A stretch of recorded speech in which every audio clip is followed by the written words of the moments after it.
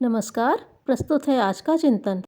मनुष्य में एक दूसरे के साथ आदान प्रदान की परंपरा प्रवाहित करने के लिए सबसे प्रमुख माध्यम है वाणी। धन का आदान प्रदान तो किसी विशेष अवसर पर विशेष कारण से ही होता है। शरीर सेवा का क्षेत्र भी सीमित है। श्रम सहयोग के अवसर तो कभी कभी किसी किसी के साथ ही आते हैं, पर वाणी की विशेषता ऐसी है कि उसके द्वारा रास्ता चलते सहज भाव से कुछ कहने सुनने का सिलसिला चल सकता है। पदार्थ परक आदान प्रदान की स्थिति आने से पूर्व हर किसी का उपक्रम वार्तालाप से ही आरंभ करना पड़ता है। यह मनोरंजन के लिए, जिज्ञासा पूर्ति के लिए, निस्तब्धता तोड़ने के लिए सहज भाव से भी होता रह सकता है। यदा कदा ऐसे अवसर भी आते हैं जिनमें महत्वपूर्ण मंत्रणा भी करनी पड़ती है और वे गोपनीय भी होती हैं। तब उनमें अधिक तन्मयता और दूरदर्शिता का समावेश रहता है। घर सदा वैसा ही नहीं होता। आमतौर से सहज वार्तालाप स्वजनों, मित्रों, साथी, सहयोगियों, परिवार वालों के साथ चलता ही रहता है। चलना भी चाहिए, अन्यथा चुप रहने वालों को अहंकारी या मूर्ख समझा जाने लगता है। मौन व्रतधारी योगी महात्माओं की बात दूसरी है। वाणी यद्यपि मुंह से निकलती एवं कानों से सुनी जाती है और मस्तिष्क को एक जानकारी देती है, किंतु यह साधारण बात हुई। इसके साथ एक परोक्ष रूप से रहने वाली क्षमता है जो बताती है कि बोलने वाले का स्वभाव, चरित्र, व्यक्तित्व एवं स्तर कैसा है। यह जानकारी इस एक ही परीक्षण से मिल जाती है कि उसकी वाणी के साथ जुड़े हुए तत्व और तथ्य क्या प्रकट करते हैं। यह हो सकता है कि कोई चुगल, चाटुकार, ठग अथवा जाल में फंसाने वाला मीठी मीठी बातें करे, अपनी सज्जनता बखाने और स्वयं को दूसरे का हित चिंतक सिद्ध कर दे, पर यह सभी बातें तनिक सी गंभीरता अपनाने पर सहज ही प्रकट हो जाती हैं और विवेकवान उस प्रपंच से सहज ही बच जाते हैं। मात्र उथले चिंतन वाले सहज विश्वासी ही प्रपंच में फंसते और उथले भावुकता के प्रवाह में धोखा खाते हैं। स्वाभाविकता अतिवादी होती है। उसमें बिना जांच पड़ताल किए किसी पर विश्वास कर बैठने की दुर्बलता रहती है। इसी कमजोरी को देखकर चाटुकार अपना जाल बिछाते और चिड़ियां फंसाते रहते हैं, किंतु जो कार्य कारण की संगति बैठा सकते हैं, अहेतुकी अतिशय मात्रा में बरसती मिठास का कारण समझकर समय रहते जागरूक हो उठते हैं, उन्हें ठगे जाने की शिकायत आमतौर से नहीं करनी पड़ती।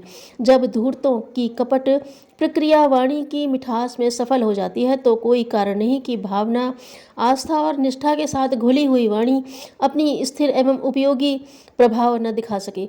यह ठीक है कि कठोर चट्टानों पर अनवरत वर्षा का तनिक भी प्रभाव नहीं पड़ता। पूरी बरसात गुजर जाने पर भी एक पत्ता नहीं उगता, पर साथ ही यह भी ठीक है कि जिन स्थानों में थोड़ी सी भी मुलायम गहराई है, वहाँ वर्षा के दिनों में जल संपदा जमा हो जाती है और हरितिमा लहलहाती सरलतापूर्वक देखी जा सकती है। वाणी में अपनी शक्ति है, उसका उपयोग करके प्रवक्ता अपना उल्लू सीधा करते रहते हैं और कोई कारण नहीं कि सद्भावना युक्त व्यक्ति सत्प्रयोजन के लिए उसका कारगर प्रयोग न कर सके। यदि किसी को उपहार अनुदान नहीं दिए जा सकते तो कम से कम इतना तो हो ही सकता है कि वाणी से संपर्क में आने वालों को सांत्वना दे सके, उत्साह बढ़ा सके, प्रशंसा करके आत्मविश्वास जगा सके और ऐसे सत्परामर्श दे सके जिससे उसका भटकाव दूर होता है और सन्मार्ग पर चल पड़ने का आधार बनता है। वाणी के व्यवसायी अपने अपने प्रयोजन अपने अपने ढंग से पूरे करते हैं। प्रवचनकर्ता, कथावाचक, भाषणकर्मी, गायक प्रायः समुदाय को एकत्रित करके अपनी अपनी मान्यता एवं इच्छा के अनुरूप भाषण करते रहते हैं। कई ऐसे भी हैं जो किसी हद तक कितनों को ही प्रभावित भी करते हैं और लाभ उठाते हैं। इसे वाणी का चमत्कार कह सकते हैं। चुनाव के समय ऐसी वाचालता की धूम रहती है। दलाल, बीमा एजेंट, सेल्समैन अपनी वाक चतुरता के आधार पर ही अच्छी खासी कमाई करते हैं। वकील और लेक्चरर इसी माध्यम से अपनी रोजी रोटी चलाते हैं। विदूषक, अभिनेता भी इसी कला में प्रवीण होते हैं।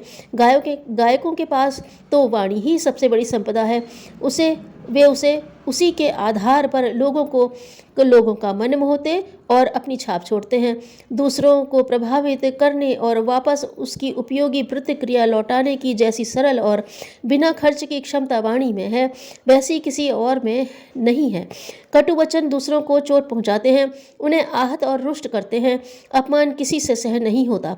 प्रतिशोध लेना तत्काल संभव न हो तो भी उस आघात को घाव की तरह मन में दबाए रहते हैं और अवसर मिलने पर बदला चुकाते हैं। निंदा, चुगली आदि का भी ऐसा ही बुरा प्रभाव होता है। अपना अहंकार और दूसरों का अपमान मिलकर वाणी को विषैली बना देते हैं। ऐसी वाणी दूसरों पर बुरा प्रभाव छोड़ती है और उलटकर अपने लिए अहितकर परिणाम लेकर लौटती है। इस प्रकार के प्रयोग आए दिन देखने को मिलते हैं। कोय और कोयल की वाणी का अंतर लोकोक्ति बन चुका है। यह वाणी अंतरंग व्यक्तित्व का प्रत्यक्ष रूप है। संत और दुष्ट के वचन सुनकर उनका सहज स्तर सहज ही जाना जा सकता है। वाणी की मधुरता जहाँ अपने को संतोष, आनंद आदि देती है, वहाँ साथी, सहयोगियों, स्वजनों, परिजनों के आनंद और उल्लास में वृद्धि करती है। मधुरभाषी सभी को प्रिय लगते हैं। उसकी निकटता सभी चाहते हैं। आदान प्रदान, संपर्क, व्यवहार में प्रसन्नता अनुभव करते हैं। वाणी की मधुरता का अमृत ऐसा है जो बिना खर्च किए अर्जित किया जाता है और वितरित करने पर अपने को तथा अनेकों को धन्य बनाता है। दान प्रक्रिया में क्या वाणी का उपयोग हो सकता है? इसका उत्तर उत्साहवर्धक सहमति में ही दिया जा सकता है। संस्कृत में एक शब्द है कन्यादान, जिसका अर्थ होता है अपनी ओर से वचन देना। प्रायः विवाह संबंधों में उभय पक्ष की स्वीकृति के लिए इसे प्रयुक्त किया जाता है। अन्य प्रकार के पारिवारिक अनुबंध में भी वाग्दान शब्द प्रयुक्त होता है। एक कदम और भी आगे बढ़कर देखा जाए और इस संदर्भ में अधिक विचार किया जाए तो प्रतीत होगा कि वाणी के माध्यम से सर्वतोमुखी उत्कर्ष हेतु जितना ठोस अनुदान दिया जा सकता है, उतना अन्य किसी प्रकार नहीं। यों अपने को सर्वांगपूर्ण और सर्वोपरि मानने वाले किसी को भी कुछ भी आदेश परामर्श देते रहते हैं, उसमें अहंकार की, अनाधिकार की गंध देख प्रायः इस कान से उस कान में निकाल देते हैं। कई बार तो उपहास भी उड़ाते हैं, किंतु ऐसे सज्जनों के सौम्य अनुरोध या विचार विनिमय के संदर्भ में नहीं होता।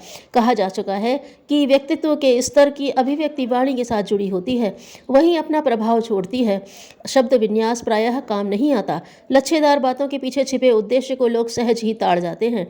शब्द संरचना से अधिक प्रभाव उस स्तर का होता है जो व्यक्तित्व के अंतराल में से उभर कर आता है। सीधे साधे शब्द भी कई बार भारी प्रभाव छोड़ते हैं। इसके विपरीत लच्छेदार भाषा में रचे हुए शब्द जंजाल भी अपने पीछे रहने वाले कपट भाव को बिना प्रकट किए नहीं रहते। इसलिए जिन्हें वाग्दान देकर दूसरों का हित साधन करना है, उन्हें सर्वप्रथम अपने व्यक्तित्व और वाणी को प्रामाणिक बनाना चाहिए। स्वार्थपरता और अहंता की दुष्प्रवृत्ति को चिंतन और व्यवहार में से पूरी तरह छोड़ना चाहिए। इतना बन पड़े तो समझना चाहिए कि वार्तालाप में सद्भाव और सदाशयता का सहज समावेश रहने लगेगा। जो कहा जाए उससे सुनने वाले का वास्तविक हित साधन दृष्टिगोचर होगा। इसका प्रभाव सुनने वाले पर पड़े बिना न रहेगा। वाणी निरर्थक तभी होती है जब कहने वाले की दुरभिसंधि कुटिलता के रूप में उसके पीछे काम करती है।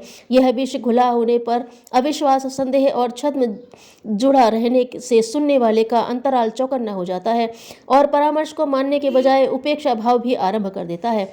ऐसी वाणी निरर्थक होती है और प्रतिकूल प्रभाव छोड़ती देखी गई है। अपनी नम्रता, दूसरों का सम्मान, आत्मीयता का पुट, इन तीनों का सम्मिश्रण रहने पर वाणी में मिठास आता है और प्रभाव बढ़ता है। ऐसी परिष्कृत वाणी से बोले गए शब्द यदि सिद्धांतों और आदर्शों पर अवलंबित हैं तो उनका प्रभाव पड़े बिना नहीं रहता। इसके लिए आवश्यक संभावना बन सके तो विचार गोष्ठियों, सभा आयोजनों का भी प्रबंध किया जा सकता है और उपस्थित जन समुदाय की आवश्यकता एवं परिस्थिति के अनुसार परामर्श उद्बोधन दिया जा सकता है। उपयोगी, सारगर्भित और सामयिक मार्गदर्शन करने वाली शिक्षा सदा प्रभावशाली सिद्ध होती है। उससे भटकाव दूर होते हैं और ऐसा राजमार्ग हस्तगत होता है जिस पर चलते हुए सुलझी स्थिति तक पहुंचा जा सकता है। कठिनाइयों के जाल जंजाल से जनमानस को उबारा जा सकता है। आत्मा की हत्या करके अगर स्वर्ग में मिले तो वह नरक है। धन्यवाद।